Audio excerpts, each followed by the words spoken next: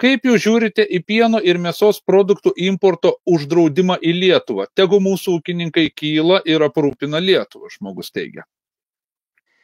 Čia klausimas dar turbūt susijęs su tuo, kaip kainų skirtumai Lietuvoje ir kažkur šalia mūsų ribų, iš kur gali į Lietuvą patekti.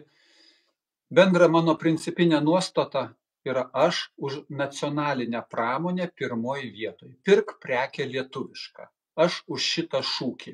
Ir manau, patarėjų per akis būtų šitais klausimais. Tai jeigu yra dvi galimybės arba tarptautiniu būdu, arba vis tik galima palaikyti Lietuvos pramonę, aš už tai, kad Lietuvos pramonė būtų palaikoma.